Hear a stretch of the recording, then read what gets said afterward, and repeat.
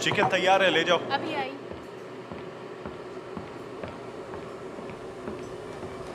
सुनो, चाहे कुछ भी हो जाए, इस बार उन्हें पुराना बिल चुकाना होगा।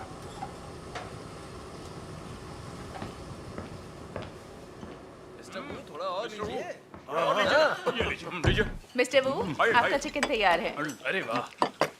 मिसेस डिंग, जी? अगर आपको कभी भी कोई काम हो तो सेक्शन मिस्टर वू डायरेक्टर से बात करें। आपको मिस्टर वू से मिले, ये आपकी मदद करेंगे। और हाँ, 2 पैकेट सिगरेट और चाहिए। ठीक है। ये चिकन ट्राई कीजिए, एक चिकन ट्राई कीजिए। यान, ये सिगरेट उनके लिए ले जाओ। ओह, आओ, ट्राई करो। अच्छा है। Cheers, cheers. चिकन कमाल का था। खाना हो गया? हाँ, सबका हो गया। आपका दिन शुभ हो। शुक्रिया। मिस्टर वू, आज का बिल आप चुकाएंगे क्या? अगली बार चुका देंगे, फिक्र मत करो। रुकिए मिस्टर वू, पहले ही 20,000 से ज्यादा हो चुका है। आज कुछ तो चुका दीजिए। जी हाँ मिस्टर वू, अब हमें कारोबार चलाना मुश्किल हो रहा है। ये क्या कह रहे हो तुम? हाँ? इन्होंने कहा ना अगली बार चुका देंगे, सुना नहीं क्या? हम रुक नहीं पाएंगे। हमने रेस्टोरेंट खोलने के लिए उधार लिया हुआ है और अब तक नहीं चुकाया। अब हम कारीगरों की तनख्वाह भी नहीं दे पाते। आपका खाना, सिगरेट, शराब सब उधारी पर है। अगर आपने बिल नहीं चुकाया तो हमें रेस्टोरेंट बंद करना पड़ेगा।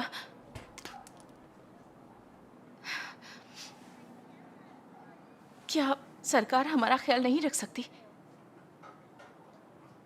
मिसेस डिंग, सरकार के साथ कारोबार करते वक्त थोड़ा लचीला होना पड़ता है। यहाँ कारोबार चलाने का यही तरीका है। तुम तो ये जानती होगी।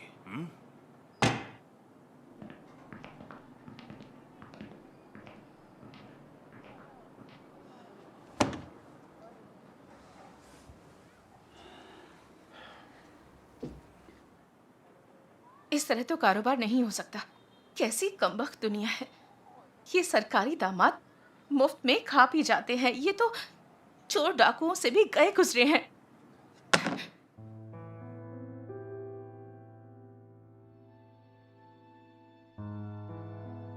अरे मिसेस डिंग, हेलो। आज हमसे मिलने का वक्त कैसे मिल गया? आपसे थोड़ा काम था। अच्छा, रेस्टोरेंट ठीक से नहीं चल रहा। अगर आप उधार दे सकें तो। क्या? माफ कीजिए, हमें तो खुद इस ट्रक की कीमत चुकाने के लिए उधार लेना पड़ा और अब तक कर्जा नहीं चुका पाए हैं। अभी नई दवाओं का ऑर्डर दिया है तो मेरा भी हाथ थोड़ा तंग चल रहा है। मैं मदद नहीं कर पाऊंगी, मुझे माफ करना। कोई बात नहीं। कल ही क्वालिटी इंस्पेक्टर आए थे। खराब क्वालिटी का इल्जाम लगाकर 8,000 जुर्माना ठोक दिया। ये दादागिरी नहीं तो और क्या।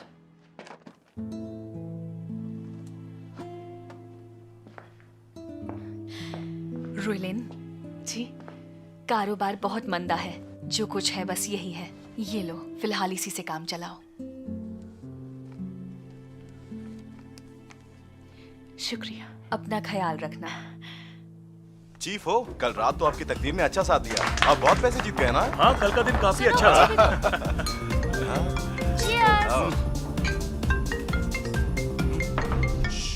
हाँ मिस्टर चेन, हाँ बिल्कुल, काम हो जाएगा। ब्यूरो चीफ आप है। फिक्र मत कीजिए। हाँ हो जाएगा। क्या हुआ? क्या हुआ? काफी दबाव डाल रहा है। रात तेरे की छुट्टियों के वक्त इन्हें सारे काम याद आते हैं। ये कमबख्त जुर्माना कोटा हर साल बढ़ता ही जा रहा है। खुद तो ये बॉस लोग ऑफिस में बैठकर चाय की चुस्कियां लेते हैं और हम इनकी चाकरी में मारे मारे फिरते हैं। और जितना भी घटिया काम होता है वो हमें करना पड़ता है। चाकरी करो। हाँ ठीक हो। शिकायत करने का कोई फायदा नहीं है। काम करो वरना सिफारिश और तरक्की भूल जाओ। बोनस भी जाएगा हाथ से। किसी पर जुर्माना ठोकने की वजह ढूंढो। चलो रुकिए ना, हमारे हम साथ लोग गाना चलते तो हैं। गाइए। फिर आइएगा। आधा किलो टमाटर 250 युआन में और आधा किलो सिर्फ 3 युआन में। 2 शर्ट ये लो छुट्टा, 2.5 युआन है। पैसे लीजिए। हाँ मिस्टर जॉन, आपने मुझे 40 ज्यादा दे दिए। देखो ना, मैं बुढ़ापे में सठिया गया हूँ। आपने 50 को 10 समझ लिया। हेलो यान। हाँ क्या?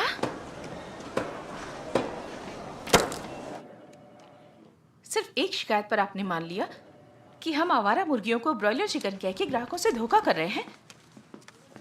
हम ऐसी बेईमानी कभी नहीं करेंगे। हमारा कारोबारी लाइसेंस क्यों रद्द कर रहे हैं? हाँ, क्यों? हम केवल कानून का पालन कर रहे हैं। कानून का पालन? आप बिना सबूत के हमें अपराधी ठहरा रहे हैं।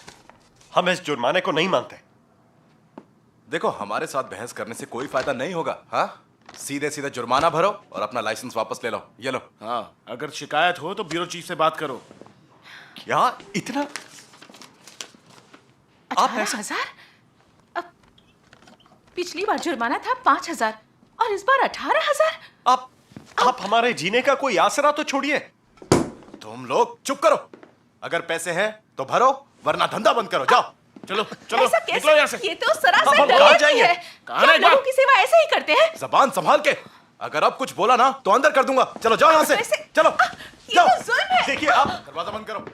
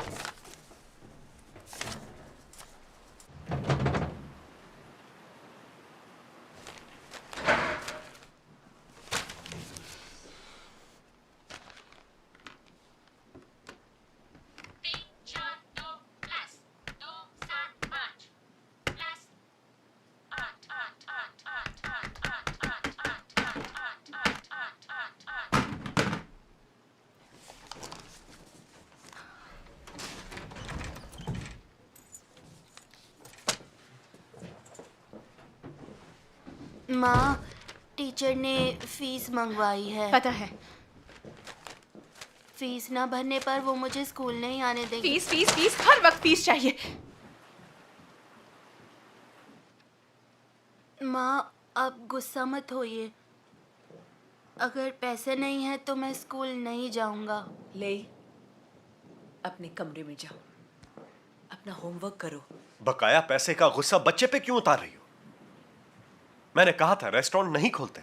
सीसीपी के शासन में कारोबार करना असंभव है, लेकिन तुम नहीं मानी। रेस्टोरेंट खोलने की जिद पर अड़ी रही। तुमने कहा कि हमें रेस्टोरेंट की जरूरत है ताकि लई कॉलेज जा सके। देखा क्या हुआ? एक भी पैसा कमाया? चीन में सीसीपी की हुकूमत है, यहां इंसाफ की उम्मीद नहीं की जा सकती। हर दिन धोखाधड़ी और काला बाजारी, कोई कैसे झेलेगा ये सब? तब तुम नहीं समझी थी, लेकिन मुझे एहसास था। मुझे नहीं पता था सीसीपी इतनी दुष्ट है। ये कमबख्त भ्रष्ट अधिकारी, चाहे कोई भी सरकारी विभाग हो, हर विभाग बिना रिश्वत लिए काम ही नहीं करता। नहीं तो आपको किसी भी बहाने से फंसा देंगे, या तो आप पर जुर्माना ठोकेंगे या कारोबार बंद कर देंगे। वो अपना बिल कभी नहीं चुकाते हैं। हमारी 40-50 हजार की उधारी कभी वापस नहीं आएगी। मेहनत से कमाए हमारे पैसे ये भ्रष्ट अधिकारी हड़प गए। रोएलिन,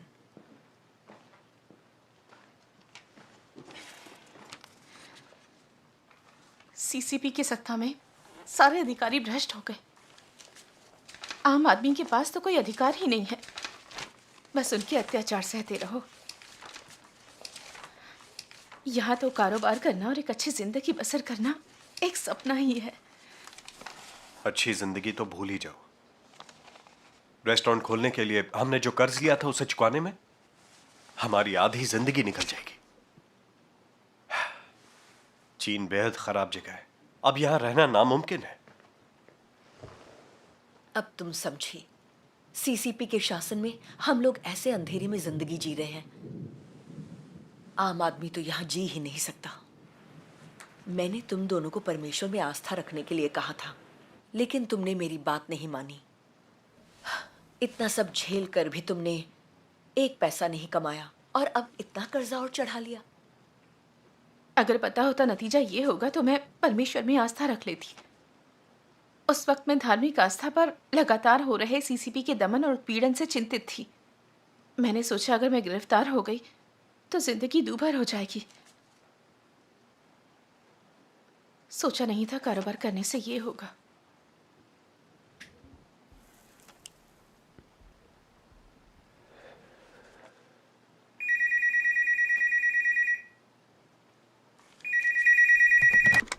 hello. Hello Ruilin, hello Yongji. तुम दोनों ने काम के लिए कोरिया आने का मन बना लिया? 1 लाख से ज्यादा तो एजेंट की फीस ही है, इतने पैसे कहाँ से लाऊंगी? अगर वहाँ काम नहीं मिला तो वो 1 लाख भी डूब जाएंगे।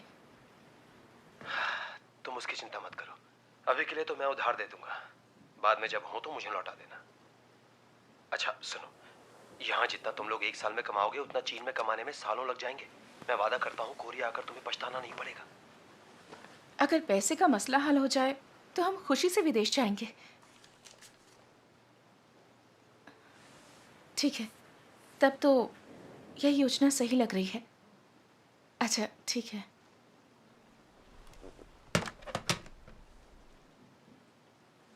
सुनो मैंगी, योंगजी का कहना है कि वो हमें उधार दे देगा।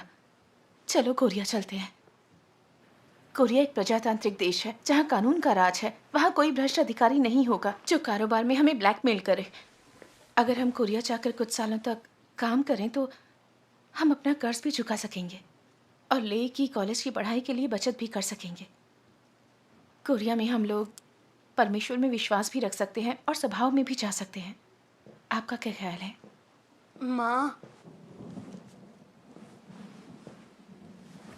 ख्याल तो अच्छा है, लेकिन अगर हम दोनों चले गए तो यहाँ माँ और लेई का क्या होगा?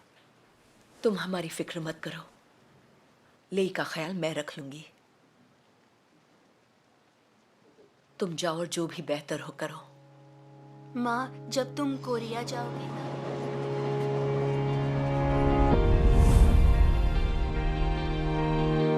새벽에 소나기가 내리던 그 집은 아주 맑게 되었습니다.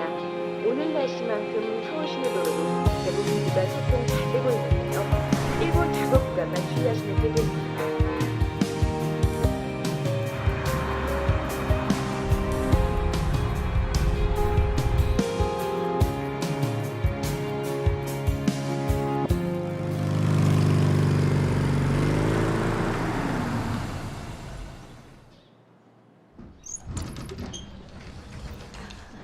सुनो महंगे, हाँ देखो कितनी अच्छी रोशनी आ रही है। हाँ, अच्छी लग रही है। तो रुइलिन, हाँ अपार्टमेंट कैसा लगा? अच्छा है ना? बहुत बहुत अच्छा। बढ़िया है।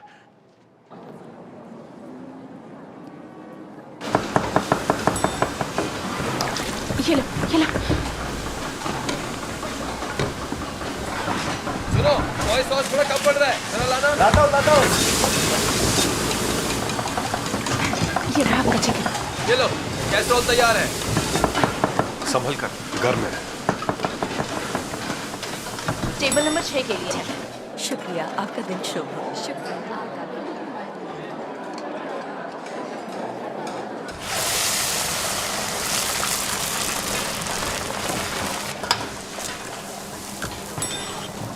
Table 7 Jingjiang shredded coke. हाँ, इसे थोड़ा और गर्म करो। ये टेबल नंबर 10 के लिए है। देखो डिश तैयार करना कोई बुरा काम नहीं है। ठीक है, आ रही हूँ।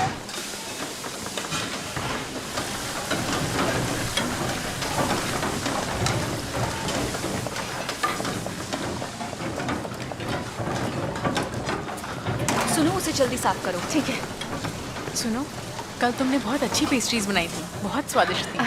हो सकता है तुम किसी दिन हमारी पेस्ट्री शेफ बन जाओ। अच्छा,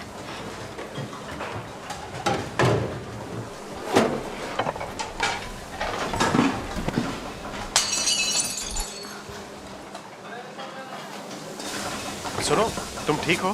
तुम ठीक हाँ हो? मैं ठीक हूँ। यहाँ क्या हो रहा है? माफ कीजिए, मैं आगे से ध्यान रखूंगी। जरा संभाल कर। जी। चलो अपना अपना काम करो।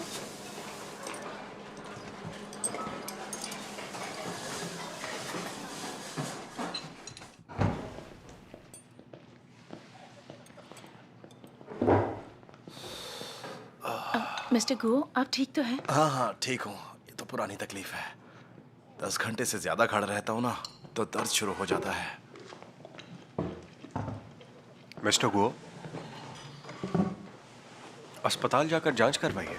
ऐसे कब तक चलेगा? जी हाँ। खुद को मशीन की तरह कब तक चलाएंगे?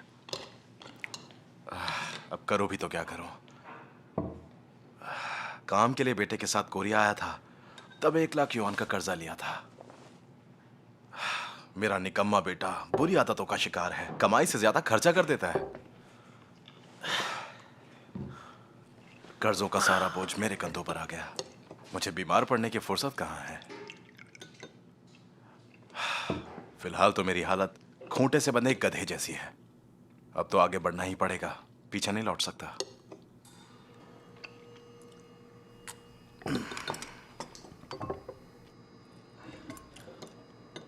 सुनिए मिस्टर गुआ, आपको इतना निराशावादी नहीं होना चाहिए। मैं अपनी सोच बताता हूं आपको। फिलहाल हालात हमारे लिए मुश्किल और थका देने वाले हैं, लेकिन कुछ सालों के बाद हालात बदलेंगे। मैं झूठ नहीं बोल रहा। मैं अगले महीने बुसान जा रहा हूं अपने एक दोस्त के रेस्टोरेंट में उसकी मदद करने। तुमने फैसला कर लिया? हाँ, मैंने फैसला कर लिया। पैसा जमा करने के बाद मैं अपना रेस्टोरेंट खोलूंगा और खुद बॉस होऊंगा। देखिए, हमारा एक लक्ष्य होना चाहिए। सामने क्या चल रहा है उसे देखकर संतोष करना काफी नहीं है। सही कहा ना मैंने? हाँ।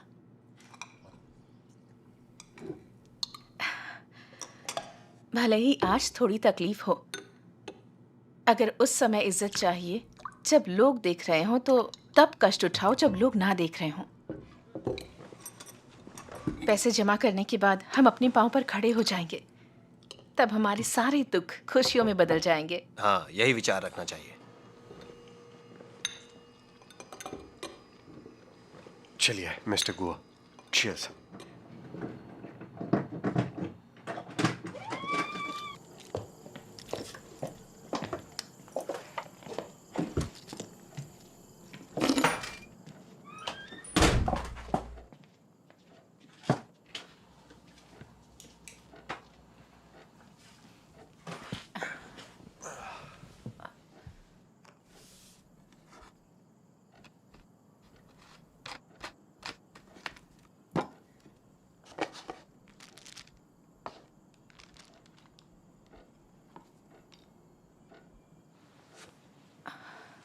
मेंगी, थोड़ी मालिश कर दोगे?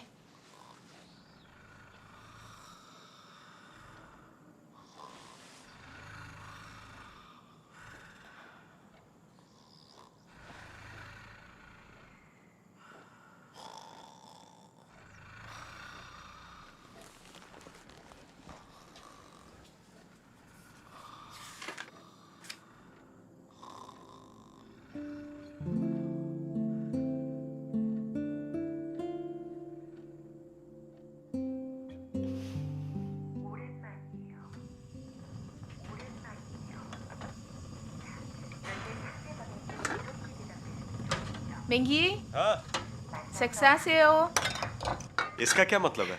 खाने का समय हो गया। तुम कोरियन अच्छा बोलने लग गई हो।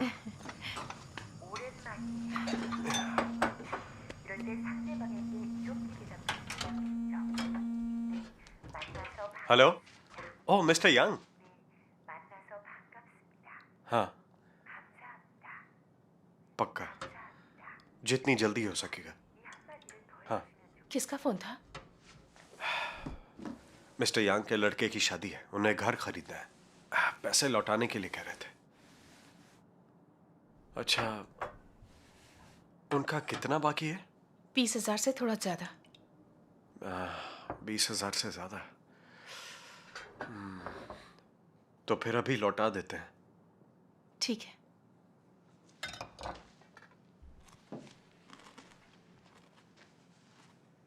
सुनो, योंगची ने मेरे लिए एक पार्ट टाइम घर की साफ सफाई का काम देखा है।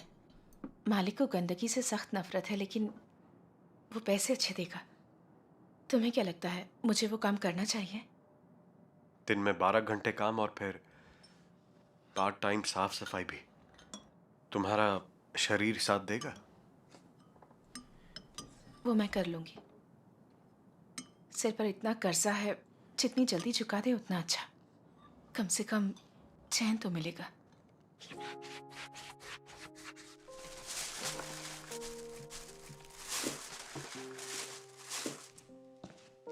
युआन युआन, तुमने दूध पी लिया?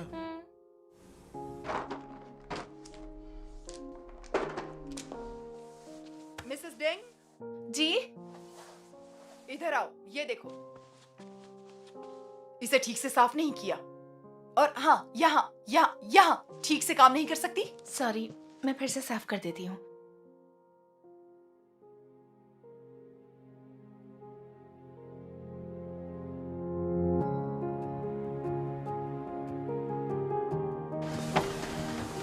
इतना सारा काम पड़ा है और तुम अभी आई हो?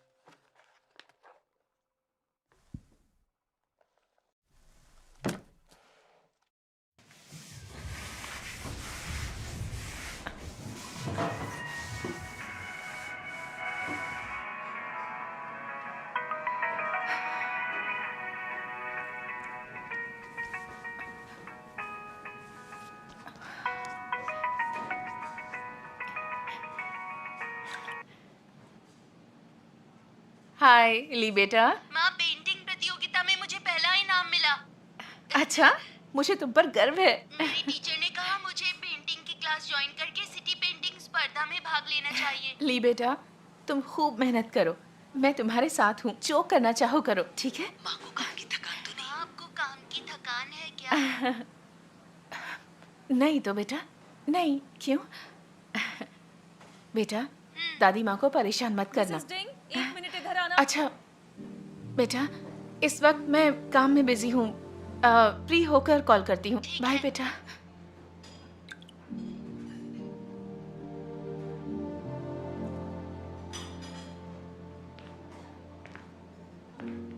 ओ बॉस, आप वापस आ गए? आप सब लोग बहुत मेहनत कर रहे हैं। इतना सारा सामान ले आए। ये आप सब और मेरे गए बेटे थे? का है। हाँ, यहाँ रख दो, बैठ जाओ। अरे जियान, सुना है तुम अमेरिका जा रहे हो?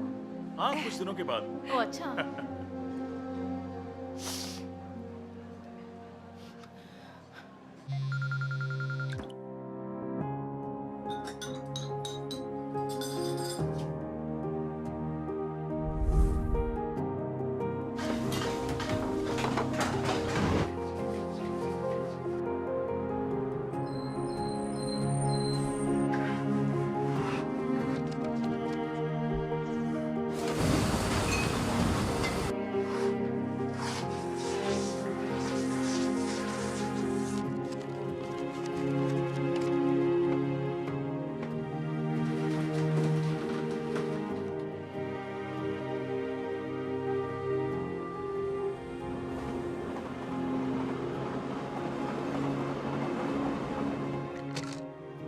हमें जांच कराने के लिए वक्त निकालना पड़ेगा। सिर्फ दवाइयां काफी नहीं है। नहीं, ठीक है, मामूली सी तकलीफ है।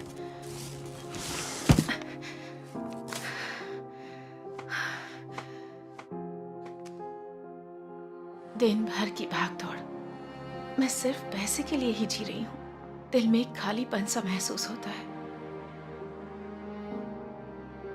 क्या वाकई यही सब जीवन है? मैं हमेशा सोचती हूँ, अगर हम परमेश्वर में विश्वास रखें तो हमारी जिंदगी बेहतर हो जाएगी। एक बार कर्जा उतर जाने तो उसके बाद इस बारे में सोचेंगे। लेकिन हम ऐसे कैसे जीवन गुजार सकते हैं? हमें परमेश्वर में आस्था रखनी चाहिए। शायद इससे हमारे जीवन का खालीपन दूर हो जाए। हमें किसी को ढूंढकर उससे उत्तर खोजने चाहिए। ठीक है, तो फिर तुम जाओ और ढूंढो।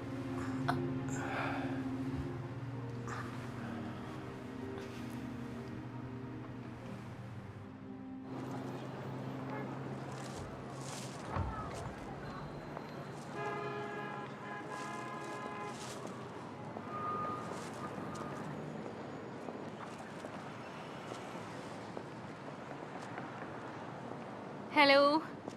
हेलो। हम लोग सर्वशक्तिमान परमेश्वर की कलीसिया से हैं। ये देखिए। डिंग रुइलिन? लिंग जशी? हाँ, तुम कैसी हो? हाँ, आप दोनों एक दूसरे को जानती हैं? हम लोग हाई स्कूल में साथ पढ़ते थे। कुछ साल तक मैंने चीन में एक रेस्टोरेंट चलाया। सोचा था कुछ पैसे कमा लूंगी, लेकिन वहाँ हर विभाग में सरकारी अफसर मुफ्तखोर हैं और बेवजह रिश्वत मांगते हैं। वो लोग हजारों युआन का खाना खा गए और एक पैसा नहीं दिया। पैसा कमाना तो दूर, सिर पर बहुत सारा कर्जा और चढ़ गया। इस सीसीपी की सरकार में आम आदमी का जीना मुहाल है। हाँ, रेस्टोरेंट का कर्जा इतना चढ़ गया था कि कोई रास्ता नहीं बचा। इसलिए काम की तलाश में कोरिया चले आए। अब कोरिया में रहकर हालात थोड़े बेहतर हुए हैं। तो जशीन, तुम कोरिया में कब से हो? मुझे तो यहाँ आकर 7-8 साल हो गए हैं। सीसीपी की तानाशाही में रहने के बजाय किसी लोकतांत्रिक देश में रहना बेहतर है। कम से कम यहाँ ब्लैकमेल करने वाले या मुफ्तखोर अफसर तो नहीं हैं। यहाँ पर आपको रिश्वत भी नहीं देनी पड़ती। यहाँ कारोबार करना ज्यादा आसान है। मेरा कोरिया आने का फैसला अच्छा रहा। हाँ। सोचा नहीं था तुमसे मुलाकात होगी। विदेश में अजनबियों के बीच कोई अपना मिल जाए तो अच्छा लगता है, सच में। अच्छा जशीन, तुमने कब से परमेश्वर में आस्था रखनी शुरू की? 5 साल हो गए होंगे। मैं चीन में थी, तभी से परमेश्वर में आस्था रखना चाहती थी। अच्छा। लेकिन जब मैंने देखा कि सीसीपी धार्मिक आस्था का दमन और ईसाइयों को गिरफ्तार करती है, तो मेरी हिम्मत नहीं हुई।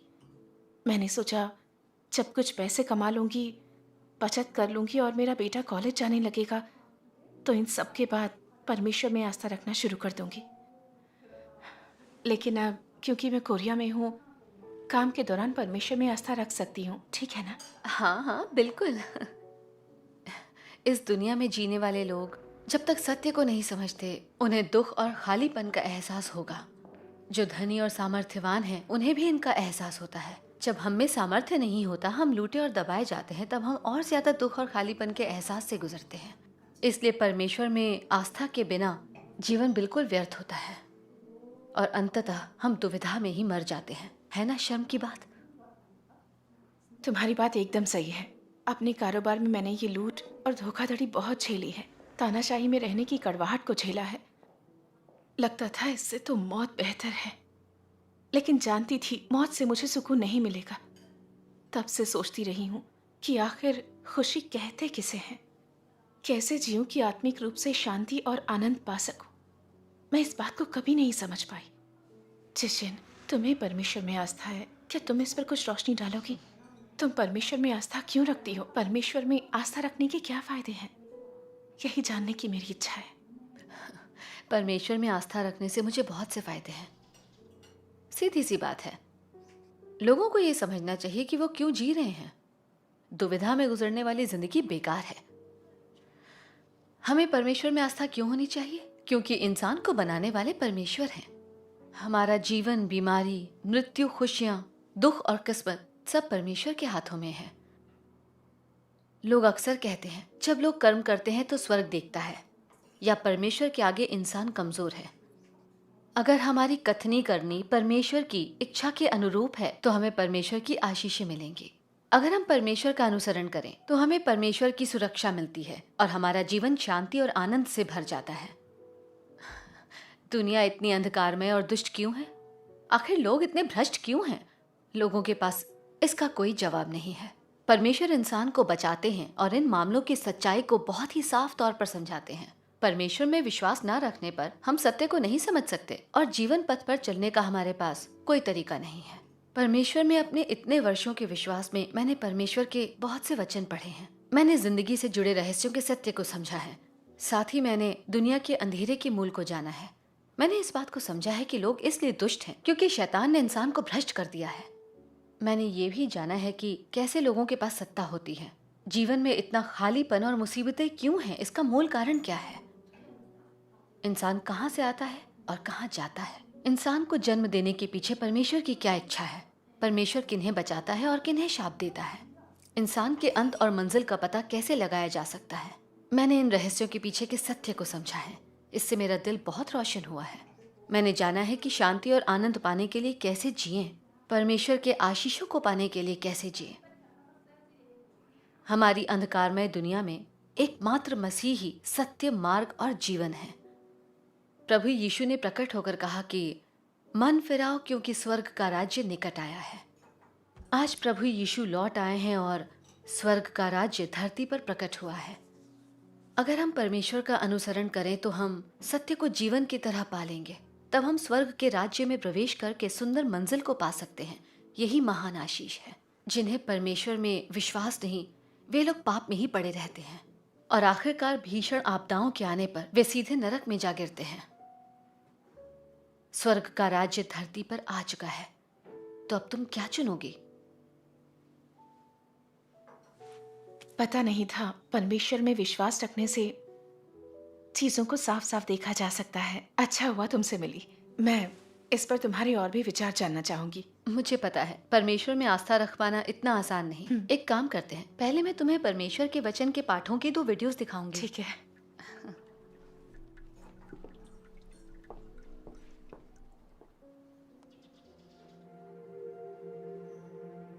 परमेश्वर ने इस संसार की रचना की और वह इसमें एक जीवित प्राणी मनुष्य को लेकर आया जिसे उसने जीवन प्रदान किया।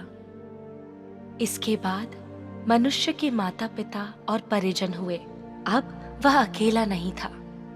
जब से मनुष्य ने पहली बार इस भौतिक दुनिया पर नजरें डाली, तब से परमेश्वर के विधान के भीतर जिंदगी जीना उसकी नियति थी।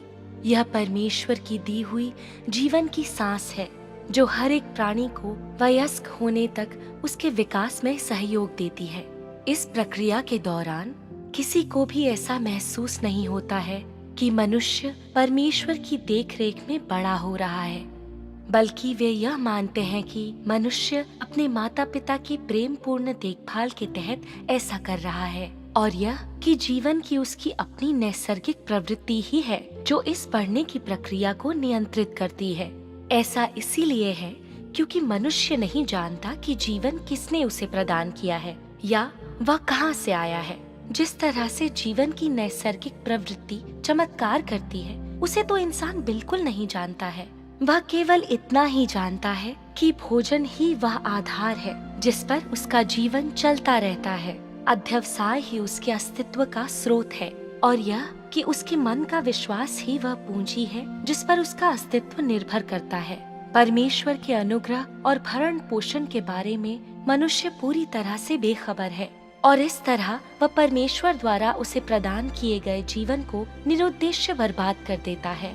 इस मानव जाति का एक भी व्यक्ति जिसकी परमेश्वर दिन रात देखभाल करता है, उसकी आराधना करने की पहल नहीं करता है।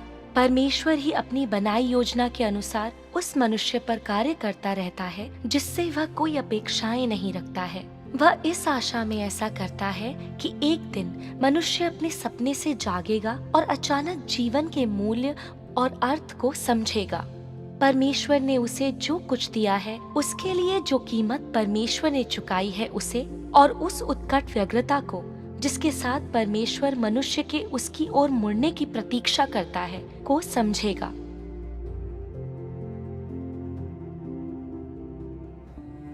जिस क्षण से तुम रोते हुए इस दुनिया में आए हो, तब से तुम अपना कर्तव्य करना शुरू करते हो।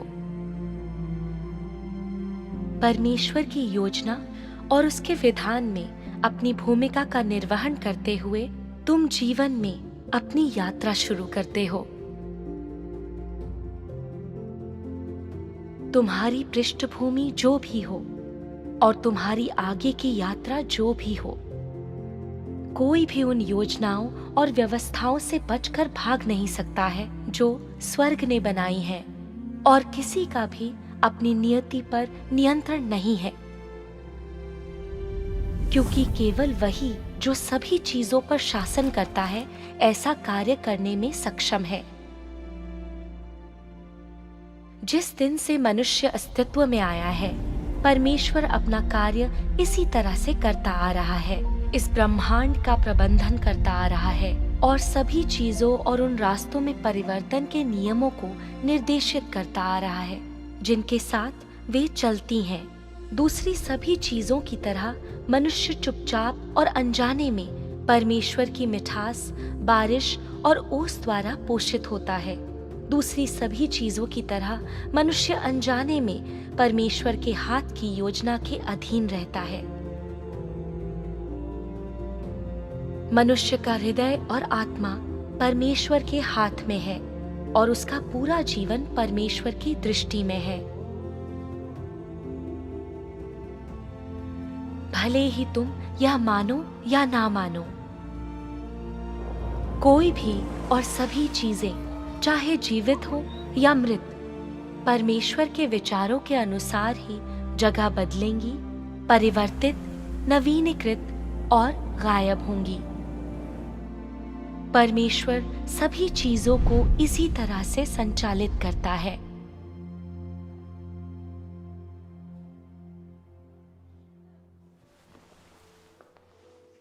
ये वचन तो कमाल के हैं। मैंने ये सब पहले कभी नहीं सुना। ये जीवन के सारे रहस्य बता देते हैं। हाँ, जब हम परमेश्वर के वचनों को सुनते हैं तो हमें उनके अस्तित्व का एहसास होता है, जैसे कि खुद परमेश्वर ही बोल रहे हों।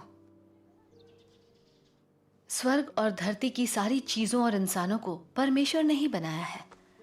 हमारे सारे उपहार, हमारी किस्मत, हमारे विशेष गुण और जो कुछ भी है, ये सब परमेश्वर का दिया हुआ है।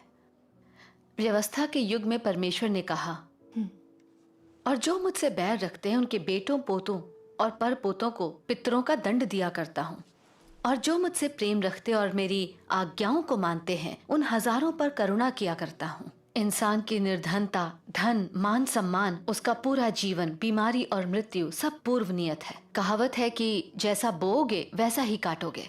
मतलब इंसान की नियति पर परमेश्वर का ही प्रभुत्व है। लोग सही कहते हैं कि इंसान की नियति स्वर्ग से तय होती है। सही है। फिर दुनिया इतनी दुष्ट और अंधकारमय क्यों है? इसका मूल कारण क्या है? जब प्रभु यीशु ने प्रकट होकर कार्य किया तो उन्होंने कहा, इस युग के लोग बुरे हैं। बाइबल में ये भी कहा गया है, और सारा संसार उस दुष्ट के वश में पड़ा है। हमारी दुनिया में सीसीपी से ज्यादा दुष्ट और कोई नहीं। ये लोग परमेश्वर में विश्वास रखने वालों को गिरफ्तार कर यातना देते हैं। जहां कहीं भी सीसीपी का शासन है, वो दुनिया की सबसे अंधेरी और बुरी जगह है। तुमने देख ही लिया है कि सीसीपी के ज्यादातर अधिकारी गंदे और भ्रष्ट हैं। यही चीनी लोगों की मुसीबत का कारण है। तुमने अनुभव कर ही लिया है कि किस तरह सीसीपी लोगों को सिखाती है। वो चीनी लोगों को भ्रष्ट करने के लिए हर दिन नास्तिकता और क्रमिक विकास के सिद्धांतों को बढ़ावा देती है। छोटी उम्र से ही हमें नास्तिकता की शिक्षा दी जाती है। हमारे दिमाग में गहराई तक नास्तिकता के बीज बो दिए जाते हैं। हम कितना ही खालीपन या दुख महसूस क्यों ना करें, हम कभी भी उसका कारण नहीं जान पाते हैं। जब लोग परमेश्वर से जुदा होकर इस दुनिया की बुराई और अंधेरे में जीते हैं तो शैतान उन्हें जरूर धोखा देगा, कुचलेगा और नुकसान पहुंचाएगा। ठीक उसी तरह जैसे अपने माँ बाप से बिछड़े बच्चों का कोई आसरा नहीं होता, उन्हें अपने परिवार की देखभाल और सुरक्षा नहीं मिलती। उन्हें लोग बहकाते हैं, उनसे खिलवाड़ करते हैं, डराते धमकाते हैं। वे दुखी कैसे ना होंगे? इन बातों में सच में दम है। रुइलिन, परमेश्वर के वचनों के इस अंश को पढ़ो। ठीक है।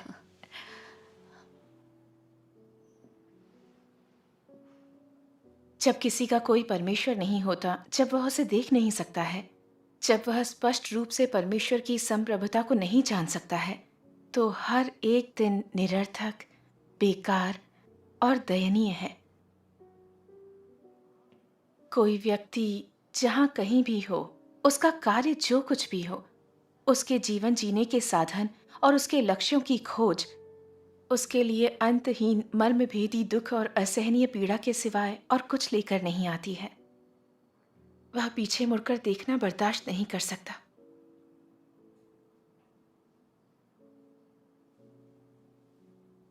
जब वह सृजनकर्ता की संप्रभुता को स्वीकार करेगा, उसके आयोजनों और उसकी व्यवस्थाओं के प्रति समर्पण करेगा और सच्चे मानव जीवन की खोज करेगा, केवल तभी वह धीरे धीरे सभी मर्मभेदी दुख और पीड़ा से आजाद होगा और जीवन के संपूर्ण खालीपन से छुटकारा पाएगा।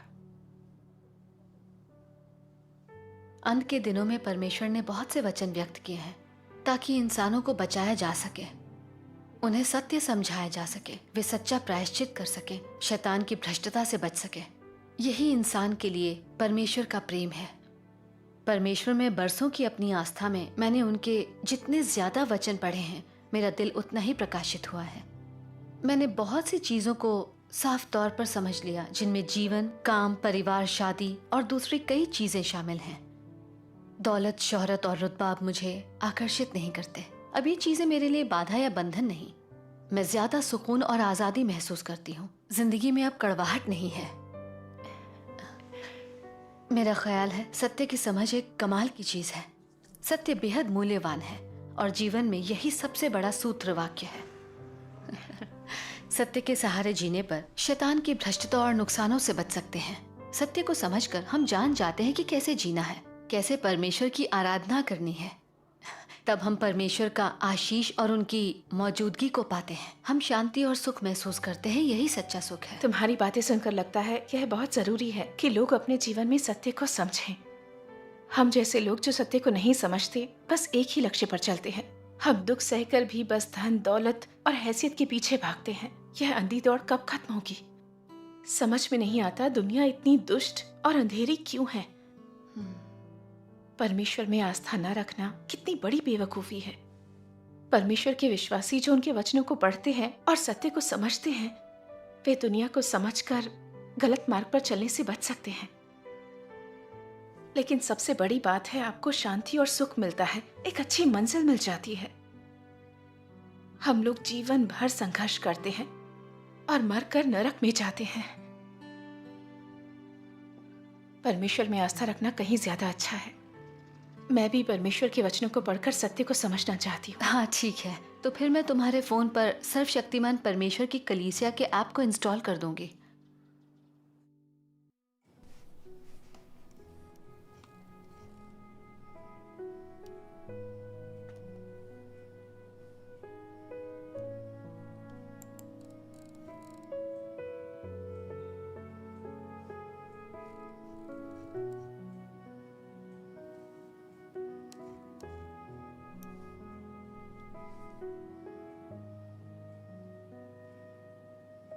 वे जो बुरी तरह से दुख में हैं, सर्वशक्तिमान उन पर करुणा दिखाता है।